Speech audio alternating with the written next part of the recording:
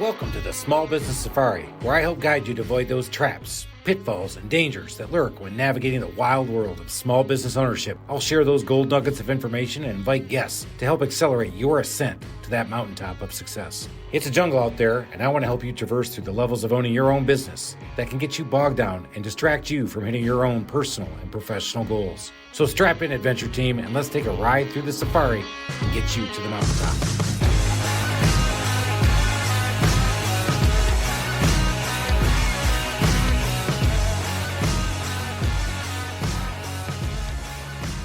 It's all about me, though, Alan. You know that. Come on, everybody. Oh, my God. Are you guys in the truck? Are you listening? Star orbit. It's time, baby.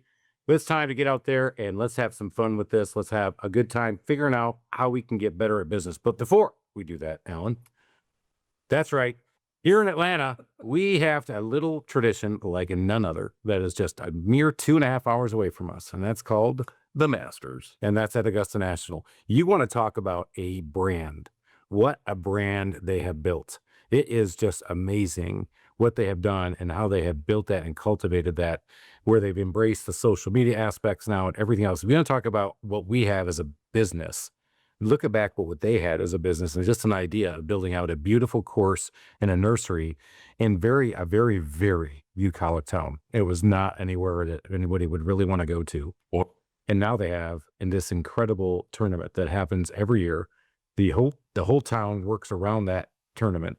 And then the whole world watches it. And we just had Rory McIlroy win for the second time.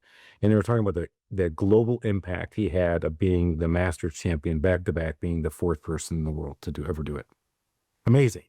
But, well, and what's so amazing to me about the brand, when you talk about it, I hadn't really thought about it that way, but they hold their guests to high expectations, but not higher than they hold themselves. The expectations that they have for themselves are just absolutely elite. And when you come in, you are treated as a guest and a patron. Yeah. And you have an experience like you do not have in any other sporting event. And they don't take advantage of you financially in any way, even though my buddy just got his lottery ticket punched and went to the Saturday round. He spent $1,700 in the merchandise shop. Know it. I know, but he spent $1.50 on a pimento cheese sandwich and $5 for a beer. And it's an experience like none other. I mean, when you talk about your Ritz-Carlton experiences over the years, I have. It's like that. And that's exactly where I was going with that brand. Well, how do they build that brand? It's because of the lore of the people who've been there. And you and I both been there. And I've been there now 5 times. And I really don't need to go back because in my head, in the lore, and I just had our IT professional who's been on the podcast go for the first time ever. And I pumped it up so high to him. I said, did I pump it up high enough? He goes, it even exceeded that. I said, I know. Because of everything we just talked about. They call them patrons. You can put a chair down. Nobody ever moves your chair. You go through the food line faster than you go through anything. I mean, it is amazing, the efficiency and what they do and the decorum, the civility, and the experience. When you walk away, you're just blown away with the magnificence. And you don't even have to like golf. No, not at all. So I know we droned on and on to start out this podcast, but I want to talk about that because I thought okay. Do you want me to continue? No, we got to get going. Guys, we got a great one today. And I will tell you that, admittedly, I didn't do my research until yesterday, and when I did, I realized that big surprise, huh, audience? Seriously got there. Thank you. Mm-hmm. I do like to fly off the cuff, and I went, we got a professional. And we thought we've been doing this for a while, everybody. 4.5 years of podcasting, but no. We have Marcia Riner here. She's a business growth specialist, but she is a master podcaster. Been doing it for over 7 years. Actually, was giving us advice before we get started. Like, guys, what are you doing that for? What about that? Hey, you can still be funny, but man, you guys got to have better sound. Here, let me fix this for you. So, Marcia, welcome to the show. Thank you. You've already made us better. Thanks so much. And I'm sitting here going, the Masters. Yeah, let's talk about that. But yeah, it was, we here in Vegas, it was on the news here in Vegas. And it was talking about the fact that you go here anywhere, even the casinos now are, I mean, not to shoo people away from Vegas, but even the casinos are very expensive now. It used to get like free drinks and, $6.99 steak and lobster at the buffet. And now it's like ridiculous. And they were talking about the same things that you did, that the pricing there for, you can get a $5 beer and a sandwich or your pimento sandwich, and it's very cost effective to be in there. And I thought the greatest thing that they talked about with the masters was that there is no cell phones. Right. Like Still to this day, none. no cell phones. And my friend talks Yeah. about that after going. I did the download with him after he went. He goes, it was weird just leaving your cell phone behind. He goes, but after a Right. little while, he goes, it was awesome. You were just But so engaged with. that's it. When we think about our own businesses and we can, draft this in that direction, what is the customer experience, right? What do they experience when they come to your HVAC, your plumbing company, your roofing company? What's the experience that customer has by working with you? We all know that there are significant amount of choices that the consumer has these days, and when they come to you, hopefully it's not an emergency service only, but when they come to you, what is the experience that customer has? Now, that's not what we designed talking about today, but I put that back to you. How can we make a master's experience for your customers? And then when you have that master's experience, can you charge that $1,700 for stuff? Or are you charging the $5 for a beer, right? We can then decide how we price our offer because we've created this experience that separates you from Joe Schmo down the way. Better said than I could have said it. And that's exactly where I was going. Yes, that was a great lead in. Marcia had no idea we were going to wrap into the Masters, but I'm like, oh yeah, I'm holding this one out until they get on the errors. So Marcia, in a little bit, maybe just kind of your main job. We talk about having a number of different jobs. With one of the podcasts, we talked about, hey, Chris, how many companies do you have? I said, well, I had 4. But your main deal is helping people in business find profit opportunities, get out of that stall. Talk a little bit about what you do and how you help people. Yeah, I'm a big thinker. First of all, can I ask this big, huge, looming question before I forget it, as you just took a sip of your bourbon? What do you drink? So today we're drinking Woodford Reserve. Today we're sponsored by Woodford Reserve, Which Chris refers to as maintenance bourbon. that is a maintenance which I think bourbon. is a slap in Woodford's face. You know what? But it's so smooth. I'm a bourbon. I'm a rookie.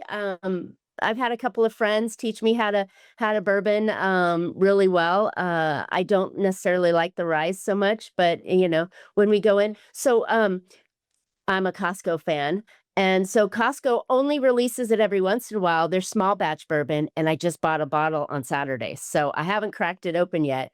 And for $20, it's a beautiful bourbon. And I'm like, dang. Uh-oh.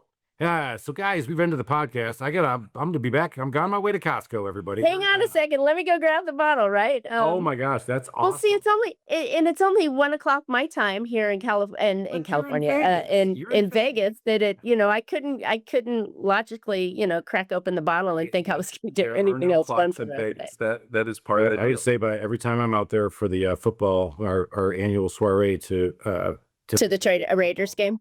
no, we come out for the NFL division weekend, so we can watch 8 games. But by 1 o'clock, yeah, I'm already well into the. Yeah, but this is working, right? When you come out and socialize, you can drink. But yeah, so no, Woodford Reserve is very nice. So thank you. And that was my burning question that I was, like dying. Beautiful. I love that you asked that. We'll definitely take you through the whole run of it.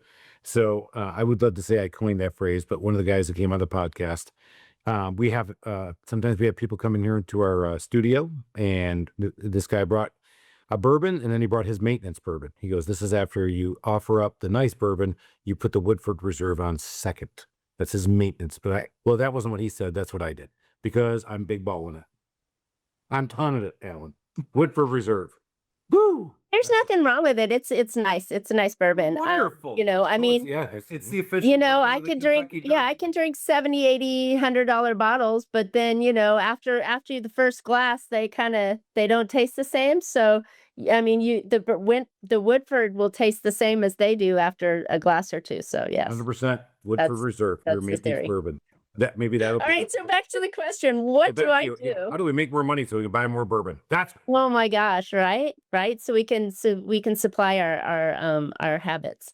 So okay, so what I do is I'm a thinker, I'm a visionary. Once you give me a problem, I like accordion it out and then I collapse it back in. So I'm looking at how things kind of tinkering, right? My grandfather would take clocks apart and put them back together. Did they ever work again? I don't remember, but it's like so but business is like that for me. I want to take it apart. I want to see what are we doing, what are we striving for, and then how can I reverse engineer that? So that's the way my brain works. But what I do in that nature is I'll come on with a client that is flatlined, right? They're growing or they're not growing or they're having some sort of an issue that usually involves the revenue. It involves maybe a process that they're doing, maybe something they're working harder and they're not seeing as much in their pocket at the end of each month. And so that's when I come in and I kind of weed through and pull back the layers and go, oh, okay, I can see this. How can I now set it up for you to see it? And then what can we do logically that will help improve the profitability of the company, which is everybody's dream, right? We all didn't come into business to work 80 hours a week and be paid less than we were making in corporate or wherever and have another job. We want to no have that JOB. lifestyle. Yeah. Also, I would say no KON, no kick in the nuts. You won't spell it right. Well, I wouldn't say that, but if that's what you say, have at it. Now, I got the impression looking at your website that you swoop in when you got an entrepreneur whose business has taken off and they've kind of gotten to the point where they're maybe a little out over their skis. Huh? And that's the sense that I got. And I think a lot of times what happens is you've got a solopreneur who is really good at what they do, and then it starts growing. But then, you start hiring people and you have to have a sales department, and then you've got to have HR, you've got to have all the different, and they don't have that experience to have that sort of structure. And so you backfill the framework. Am I close? That's absolutely one of the angles that comes on. Like I said, when we start our business, we didn't strive to have that job. We wanted the freedom and lifestyle of it. But what happens is we're all a bunch of control freaks, right? So it's like, oh, I can, I can, Sorry, I can do this better. What many of us are. Yeah. You're a control freak, Chris. You need to listen. Yes. How So was that? so for those of you that aren't watching this and then are listening, Al just pointed to Chris. So but yeah, it's so the control issue comes in often and have to be able to guide the owner founder into letting go and stop being that bottleneck that they become in the business and try and get that flow going through. When a pipe gets clogged, nothing works, right? So if you're in the way of your business, then you're clogging your business pipe, and we need to open that up in a way that allows you to do the things that only you as the founder creator can do. And sometimes that's not swinging the hammer or doing the labor. It's sometimes sometimes it's vision. Where are we going to go next month? I think a It lot of becomes us fluffy. say we're doing it, right? Okay. You know what? I know I'm the bottleneck, but they really don't mean it. So how do you figure out if somebody's really ready to do this or not ready to do this? I go through some questioning, some discovery, figuring out where they are, what do they like to do? What can they do? What shouldn't they be doing? Right. And then we kind of lay it all out in a map, right? You put it down and write it down on paper, graft it out, however it is. You create a hierarchy of you at the top and who's underneath you and who's underneath them. And it's not in the VP and managers and little people role, but it's in tasks. what are the things that absolutely have to be done in the business, and where do you belong in that chain? And where can you start to backfill people in that role? And again, not at senior vice president level, but at the worker level. A lot of people will start at their hierarchy and go, oh, I'm going to hire my buddy and he's going to be vice president of marketing. Nah, let's have him do the marketing first, right? Let's have him write the ads. Let's have him, let's have him work his way up. You don't need a lot of Yeah, buddy. You chiefs. just don't get an SVP job with me, buddy. Get to work. You've got a tricky position though. Somebody recognizes they need help, and then they pay you to basically tell them that they're the problem. I do it gently most of the time. Like just the other day, I had to wrangle in one of my clients. She was going down. She was going down a path that she swore she wasn't going to go down again, and lo and behold, we're right here, and she's going, but I'm going to do this, and I'm like, no, and I had to ring her back in. So sometimes, and it's very, I'm one of those people, I take it on as part, it's like it's my own, right? And I get involved in the levels that I think a good consultant should be in. I'm not going to come in and coach you and fluff you and tell you, all these things. I'm going to give you real strategies and action steps. And here's how it's done. If you can't do it, let's do it together. If we need to get someone to come in and do it, let's do it. So I'm all about the action piece in it. But yeah, sometimes you got to just say it, hey, you're in the way, get out of the way, step aside. Well, and I already kind of got a sense of how you would say it. Like, what are some of the things that you like to do? So you can kind of nudge them into that direction. But what size company do you typically work with? My companies are already in momentum. I am definitely not making the cash register ring for the first time. Most likely they have a good product market fit already. So we're probably out of the gate a little bit. And so, anyone working, a couple hundred, 500,000 in revenue, they're already got some sort of momentum up to where I think I cap out somewhere around that, say 7 million range, depending on the company, only because not of my capabilities to help the company. At that time, they should not have a fractional person in that seat. They should have somebody full-time that's always thinking about their company and how to do the things that need to be done. So that's where I think, and that varies depending on the company, where that dollar factor hits. But yeah, you get to that phase when you have really decided that, because in a full-time role, I mean, I could be $180,000 a year for the Give me a side eye.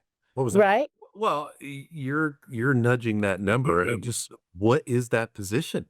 I've seen that on a corporate chart. The director of Kick Chris in the ass. unscrambling the egg. I don't know. I mean, Unscrambling the egg. That's fantastic. I think that's my new, no longer business growth strategist, but unscrambling the egg. Unscrambling. You got to have the on the end, that's right. or the ist on the end, right? Unscrambling the eggist. But when you think about it, so my role very closely aligns, but not completely, totally aligns with a CFO. Okay. So a CFO is seeing the strategy, making the change, but most often today's CFOs are more in the controller role and the accounting space. Not so much a strategist. Yeah. So they're dealing too much with the numbers, and they're missing the big picture of the company. But yeah. So yeah. Driver of growth is, like the unscrambler of the egg or eggist. I think that might be I think that's the title of this podcast. Marcia Riner, the unscrambler. Unscramble your eggs. Unscramble your eggs. No, let's not do that. Let's go with eggist. I think eggist is that, because we want to be inclusive. Egg, that's bad. egg him worse. No, egg, no, with egg her.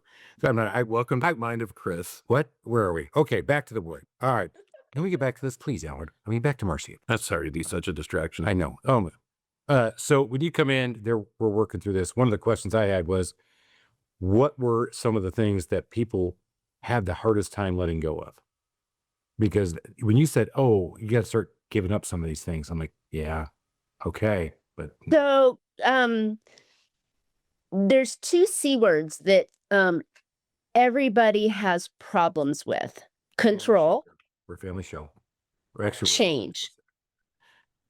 Control Control change. and change, right? You are in such trouble. So where I like to look at the things that they let go of are usually when the owner founder is the technician, right? We want to have them back away from that. And that doesn't mean they don't ever go out and touch the things that they do, right? Touch the equipment and do that. But now I let them know they can be selective and they can cherry pick the job that they want to work on, right? And so it's not pulling the rug out from underneath them. Right. It's giving them choice on what they want to do. So I think that becomes an easier transition for them. And then they start to realize that they can start to let go of that control. And when they train their team with procedures and processes that they would do themselves if they were in the game, right? Then they can start to trust the team to be able to do the work and make smaller decisions that don't require the owner to go, yeah, well, that's the decision I would have made. I've trained you. This is the outcome I would like you to have. You have this kind of leeway and you can make that decision on your own. It seems like control is easier to coach somebody to give up than it is to coach them to embrace change. Yes. Change is scary everywhere. So you walk into your office and you go to your staff, your office team, not the ones that are out working, but the ones that are actually in your office, and walk in on Monday morning. Marcia said, we're doing it differently. You ready? And they're going to panic. They're going to freak out. They're going to stop you at every possible way. But if you come in and you make small, little incremental changes, you get their buy-in, you ask how they would improve this process, then you can get them to change the direction you want by contributing to the decision-making process. Therefore, change is now their idea and not your idea. Yeah, I've actually witnessed that in my company. In fact, Alan and I, before we got started, talked about we've worked on Alan's house, and I've had a long-term employee. She's amazing. She's great, and she is our central controller of our schedule. And she schedules, as she says, she's got way too many men in her life, but she schedules our 16 handymen and some of our project managers out to job sites. And we've told her to embrace some changes, and it's been difficult because with the advent of things like, oh boy, look out for it, AI, we realize that we've got to improve our throughput, and there's other ways that we can do it other than having to check the box. But you said something I think is very poignant, because if somebody comes in and tells me cold turkey, hey, Chris, no way, you can't do that anymore. Well, I'll sit there and go, okay, sure. And then you know what I'll do? You'll do it anyways. I'm going to do it anyway. You're so stubborn. I am stubborn. But I do little things, but I agree because my general manager, I brought him in. Kirk's going on his second year, and it took me 3 years to admit that I needed a general manager, and then another 3 years to actually say, okay, let's do it. And here he is. And I told him his job was to kick me out of the way. I said, but I'm not going to go easy. Yeah. And he has found a way, and through our mastermind group, he's getting some secondary coaching, and I think he's embracing some of the stuff you talked about, small changes. Yeah, small changes. It works, and it's working, and that's why I get time to do more podcasts with my buddy Alan, and get to do other things because I've embraced some of the changes. I can't say I have the word embrace, maybe a little strong, but I've done it. You've accepted. You've I have accepted. accepted. You've accepted.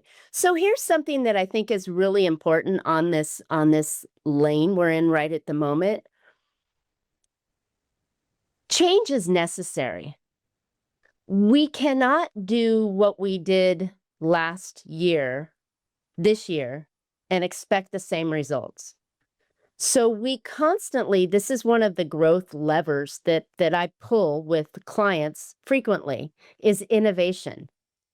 And it can be internal innovation or external innovation. But looking at internal innovations would be a perfect example of your scheduler, right? And how she's doing it her way. And maybe there's a process that can be done that could streamline her day, could make it more efficient, more effective, more, and allow her to have more hours in her day to do the things that she can't do, right? And so that kind of innovation is incredibly important. And now, due to those two letters that you just, dropped the bomb on, AI, um, you have to do it. It's no longer of should I or maybe. You have to. So AI is a very important thought developer, right? You can sit down with your scheduler and say, what is the current SOP that you do? How do you do your day, right? Then together you put it into AI and say, how can I improve this? Right? And then she starts to buy in. She starts to go, well, I could do that. No, that wouldn't work. Okay, well, let's do the first one, right? And so that kind of innovation is really essential, because what you're doing now is you pay her X dollars an hour, right? And it takes her 8 hours to do it. But what if she could do the same job in, say, 6 or even better, 4 hours, right? Which frees her time up to not be fired and let go, but to now say, what would you like to add on to your plate for those remaining 4 hours that I don't have to hire somebody else for, but now you become more valuable contributor to the company, where it's harder to let you go now, right? So there's ways of shifting the mind on that. But as we look at our business, that's how we can stream the profitability. Because if we're looking at cost of goods sold and operating expenses as the pullers against income coming in, right? That's where we can start to tweak those numbers by saying, how can I get more from production from my team without stressing them out and making them work harder? How can I get better pricing on the products I use to fulfill my commitments with my customers? So there's all sorts of things that we can do, but innovation is just that. It's looking, how can I do this better, faster, cheaper, you know, I better read a quote experience for the from Elon customer. Musk about that. A lazy employer or a lazy boss will use AI to cut jobs. A smart boss will figure out a way to use AI to help leverage and grow their company. Wow. And I don't know what told Wow. it, but I was like, he's right. A lazy person uses AI to cut.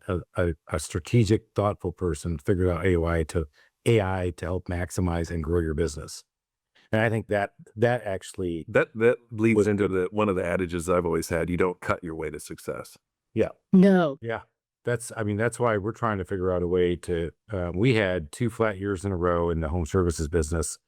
I've talked to people all across the nation. I'm getting ready to go to the NARI National Conference again.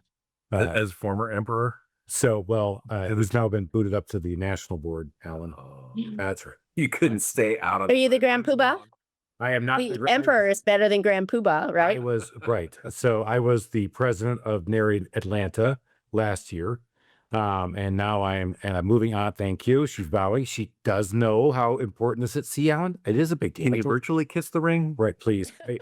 And he hates it when I bring out the crown. I have the scepter. I come in with the coat. Doesn't like it.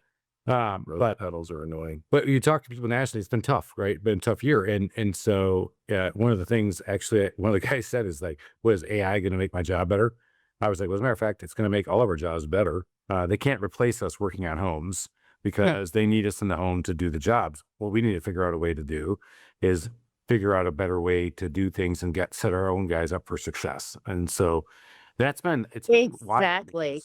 because this AI is a disruptor. It's a wave. I had another great analogy given to me. AI is like TV. And if you go back and read the historical around TV, when it was first brought out, what did they say? I don't remember. Are you saying I'm that old? I thought it was you because Alan remembers gas lights and horse buggies. So I thought you would remember I this. do remember watching the first moonshot. Do you really? Yeah. My dad pulled me out of the yard and he's like, quit playing, watch this. You're gonna thank me later. And he was right. Yeah. But TV when it came out was a fad. And then people who are marketing said, well, that's not working. We're going to stay with radio because radio has always been the medium and this is not going to really work. It's too expensive. People won't buy into it. And TV obviously become a huge disruptor to our entire lifestyle. Here comes the internet, huge disruptor again.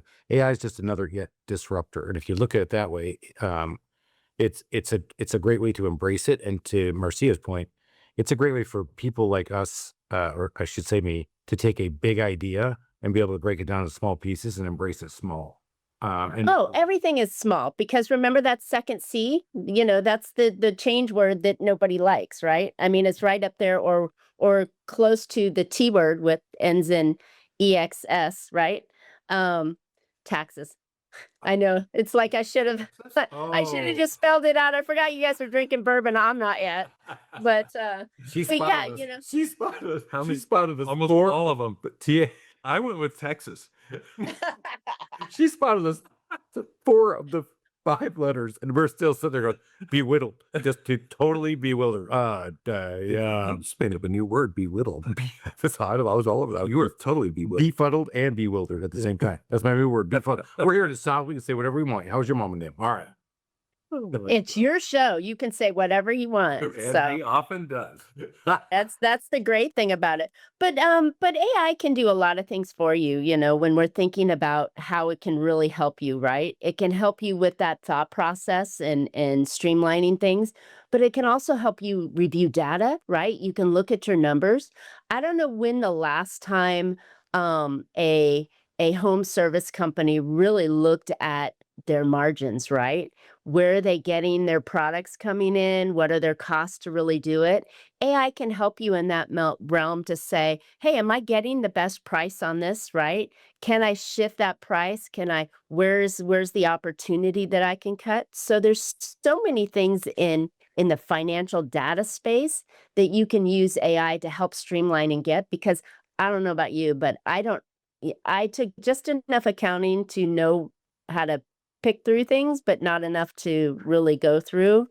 And oftentimes our accounting teams look backwards and they give us the numbers that are compliance with taxes and how we can shift, but they don't give us that strategy to move forward with so we can do things that are either cutting or cleaning up or building new relationships or doing things along those lines.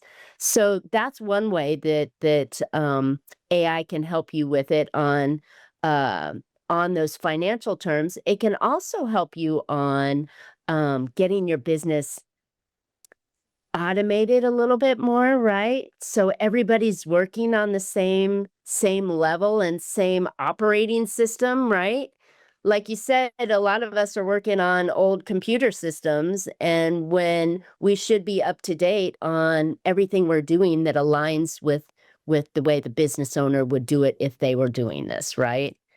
Right. Because you're trying to make everybody just be just like you, Alan.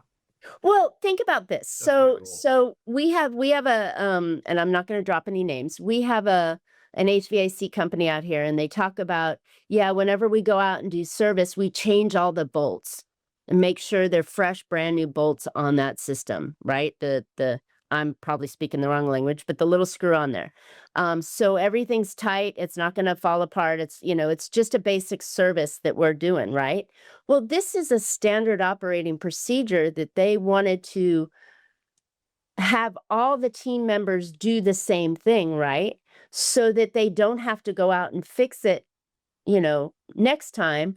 And so that the consumer, right, will think, oh, wow, you're coming out to give me a $19 service and you're changing all the bolts on my air conditioner so it's not going to rattle anymore? Really? Wow. So in Vegas, that's important. well, considering that it got a 120 the year before last, yeah. Nothing So short, but that's yeah. just So I it's a mean, great thinking service that thinking gives on value. Exactly. So thinking on things that you can do to separate yourself, right, from all the other HVAC companies out there, or all the other plumbers, or all the other house painters or roofers or whatever, those little things that they can do. AI is great for that. Love How do it. you differentiate ourselves? 120. And 120. Alan, Oh, did we lose you to 120? Yeah, I'm just like, he didn't hear a word I said. He only heard 120. 120, blah, blah, blah, 120. I can help you fix your business, blah, blah, blah. and I'm like, what did we do before air conditioning? It's a dry heat. You weren't. And it's worse. It's like you're sitting in the oven, and then when the breeze gets going, then you've got a hair dryer in your face. You're a convection convection oven, like an air fryer. Yeah, you get air fryer for convection. Your hair fryer. You're sitting in an air fryer. Oh my god, Going down. that's fantastic. That's Marcia, fantastic. obviously you've got your podcast, Infinite Profit. You've been doing this thing for 7.5 years, and we got a couple of minutes left before we start wrapping everything up. I'm just interested. Why did you start your podcast? What was your why on that? Visibility. And So one of my mentors, I'm sorry. Go ahead. So one of my mentors said, "Hey, this thing, podcasting back in 2019, this is the thing. You need to do didn't this." exist? 2018. You 2018. must have been one of the first podcasters ever. No, I'm just one that stayed with it, right? Yeah, right. And so I bought myself a microphone, and my first couple podcasts were me all being like, "Ooh, hey, hey," they were terrible. So yeah, So you're telling I everybody to go should have back pulled to out the episodes 1 bourbon. and They would 2? have been a lot more fun. You should have. Well, we were drinking from day one. I'm not lying. In fact, I told Alan, you come do our podcast. I'll buy the drinks. Come on down to my office. He's on his way down. Says, "Yeah, I'm coming down. You need anything?" I'm like, "Hey, man, yeah, I don't have any beer. Bring a bourbon. Can you bring?" So we started with beer at my office because we had to drive back to my or we had to drive back to our houses. But so you did it for visibility because of a mentor. So yeah, so I started doing it, and I kept pretty true to my growth. It's called Profit with a Plan. I'm a previous financial planner, and so I needed the my mind works. Let's build the plan out and pieces, and accordion and all that kind of stuff. But yeah, Profit with a Plan. And yeah, it's just been fantastic. I talk on increasing revenue and driving growth so you can eventually sell your company. When I first came out of the financial services space, I was doing exit planning, and the strategies I want to do is often too late by the time they start thinking about planning, because they've already got one foot out the door. And so my advisor at that time said, "Well, let's switch it. Let's talk about growth and all the strategies that if you do it now, you make a great company now that you love and enjoy, and it's very profitable, and and those same strategies also make a really great company that makes you attractive when you're ready to sell." And in the home services industry, that's a perfect combination, right? Because these are very good sale opportunities, because you have a client list, you have a service that you're performing, and it can go on forever. It's always needed. Somebody has a house or a place somewhere that needs repair or upgrades or improvements, or whether they're selling or whatever. So there's always this need. We'll always have a house to live in, so there's always going to need to be home services in there fixing them. So these are companies that we should look at making strong today and attractive for tomorrow, so that when you do exit and it's on your terms, whether it's to junior, the competition, your partner, an M&A, someone who just wants to come in and flip it and turn, right? Or even mesh it with a whole group of services, which are very common these days in your industry, that you're ready and you can get the maximum value, which could be 3, 4, 5 times revenue, right? You're going to pull, could be 7, 8, no? 7, 8? Well, I was trying to be, negotiating. Chris wants to under offer, over deliver, right? Right, But under offer, over to, but I'm telling you, the Trusted Toolbox is ready to rock and roll. We're ready to take this thing nationwide. We'll kick the crap out of all these franchises if we partner with the right. well, if company. that's the path you want to do, but when you do it though, you should be ready. So that means that you have to be ready and out of the way because nobody wants to buy your job. They want to, and that's another factor. A buyer has the choice because they want to buy your company. When you're selling, it's usually because you need to sell. Right. And so you need to move, and they're like, well, maybe, well, if it looks good on, so that's why if you stack your company in a way that the financials look good, the people look good, your systems and processes look good, your operations as a whole look good, then you can go in there and go, well, this is what you're going to pay me for it. And they're going, you need to think about exit strategy before you need 100%. exit. We from day one, guys. We talked about this quite a bit. It's so important to Day one. It's Marcia, also how how get a you. hold of you. It's also how you don't come in and say Marcia and Company. You name it something that's saleable, right?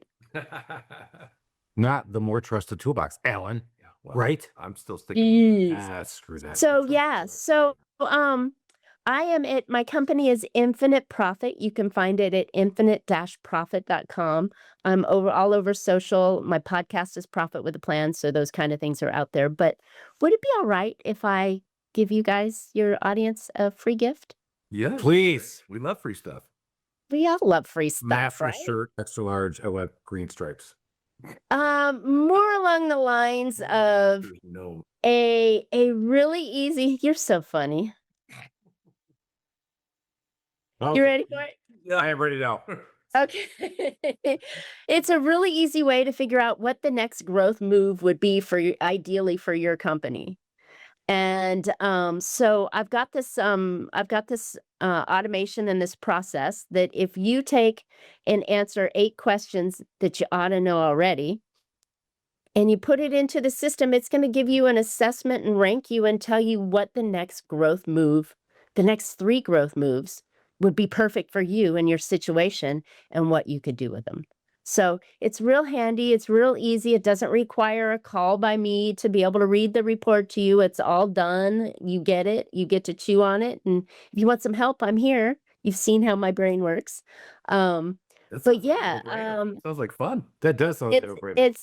It's at you can get it for free anytime at profitbooster.biz, and it's called a Profit. How did you get that URL? Biz. Oh my gosh. So that and Infinite Profit are both trademarked. Amazing. Nice. Well done. Profit Booster as my brand, and my action brand, and Infinite Profit is my company. Only because some Yahoo came in and had my old company rolled into Southern California and said he could use it because he has a Wyoming corporation. And I'm like, so I changed my name and decided no, never again. Huh. I like how you called them a Yahoo because I actually have another word, but because we're a family Yeah, well, show. Are we a family show today? No, we're not. we are a family show. All right. So that's awesome. Marcia Riner, check her out, man. This has been awesome. We've learned a lot, guys. And if you haven't learned something, man, this is so on you. You've got to figure this thing out. And if the only thing you learn today is to get yourself out of the own way, and there's the 2 C's you got to get out of, maybe you had something going for you. But if you pick up a little something else and you want to go find out more about it, go see Marcia Riner, Profit Booster. Make it happen. Marcia, thanks so much. We've got to get going. We got to roll. Let's get going. Rock and roll.